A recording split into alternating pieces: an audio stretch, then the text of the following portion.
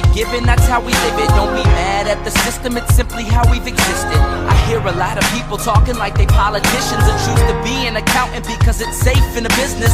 Not because they want to do it, just because they heard it pays. And who the fuck wants to be poor knowing that's how we've been raised? Society is getting heavy, I can feel the weight. The pressure of success is like 100 million pounds of shit. How you guys doing today? It's Anthony Ganji. Welcome to another episode of Tier Talk. Guys, there's a great article that was sent my way through a friend of mine named Arthur Fredericks, who's an associate warden. And the article is written by Dan Anderson. It's about leadership and trust. Leaders must give trust if they want to get trust. I'm going to quickly read the article to you, but before I do, my friend Arthur, when he shared the article, he put a little blurb. So I want to read that first because that blurb is very powerful. And then I want to go ahead and read the article. There's also two questions that are asked at the end of the article that I thought would be fun if you guys could maybe answer in the comments what your thoughts are. And it is in relationship to the article. But real quick, so Arthur Frederick, he sends me the article, but this is his blurb. So this isn't the article yet. This is the blurb from Arthur Fredericks. And this is it about leaders. You do not have to be right all the time, but you must be honest. In order to have the support and belief of your staff, you must be transparent. It's okay to make mistakes. Own them. Remember, if you are a leader in your agency, what you do is who you are. Manage by walking around, listen, don't make promises, provide decisive action when it's called for. It's okay to be wrong, but it's not okay to fail to act, and most of all, care. The hard work and staff loyalty is acquired when you are not around. It happens because of how dedicated staff are to the vision and mission you represent. Empower and support your staff. Trust will come naturally. Retention of quality people is important. I really love this one line in my friend's blurb real quick. The hard work and staff loyalty is acquired when you are not around. It happens because of how dedicated staff are to the vision and mission you represent as a leader. That is very powerful. I really like that. I'm just wondering what you guys think of that. You know, maybe as a frontline professional, how do you feel about that statement? But also as a leader, how powerful is that?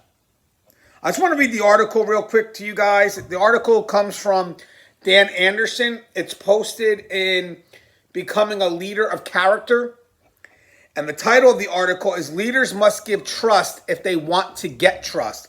Little subtitle is the first step in building trust on a team is for a leader to actually trust their team.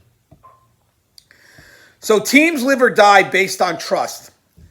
Now, the article is written by Dan Anderson, so it's his point of view. I am often asked, what is the first thing a leader can do to build trust on their teams? My answer is always the same. Be trusting. Trust starts with the leader. Nobody's going to trust somebody who doesn't trust them.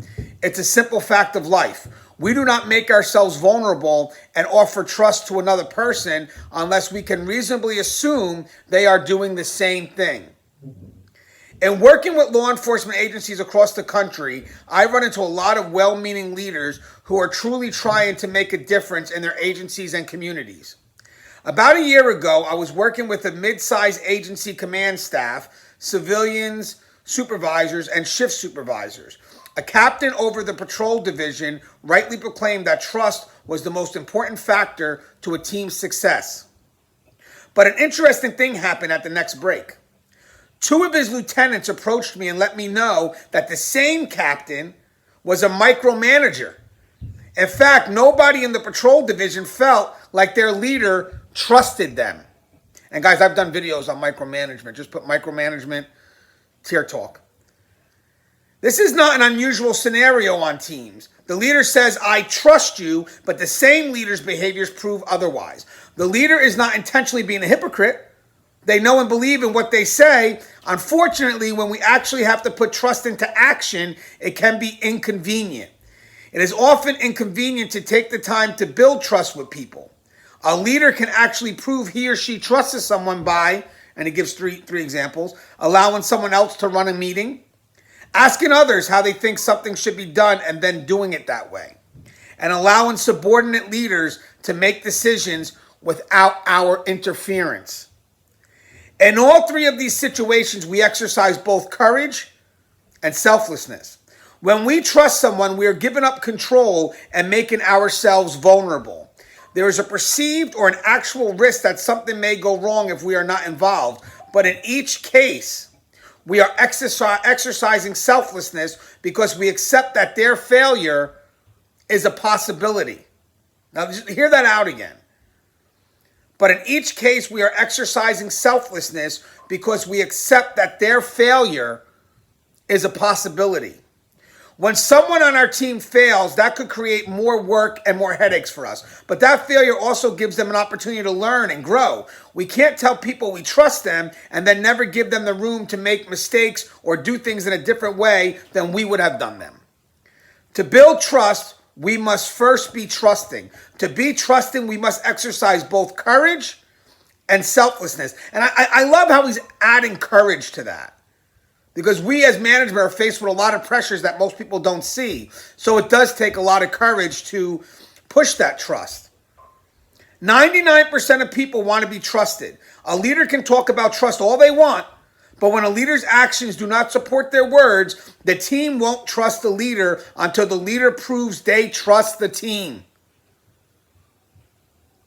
The trust we build with others is not a result of how much we say we trust them, but how much our behaviors prove that we trust them. It's our actions, guys, not our words.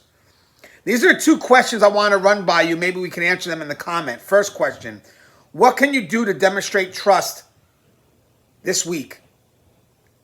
And the second question, what could someone learn if you let them fail? Great article, Dan. I thought you guys could get a good, some good thoughts here. Like this, I think this is a very, very good article. Definitely worth the read. I shared it on my LinkedIn. But I love your thoughts on this, guys. I think it's a great article. Maybe you can answer those two questions because maybe we could do a whole topic on those subsequent questions after the article. Now, guys, if you haven't, the show Tear Talks to you, brave men and women that work in corrections. So please subscribe, interact, engage, comment, hit that bell. Bell's going to notify you every time I post a video. Stay safe.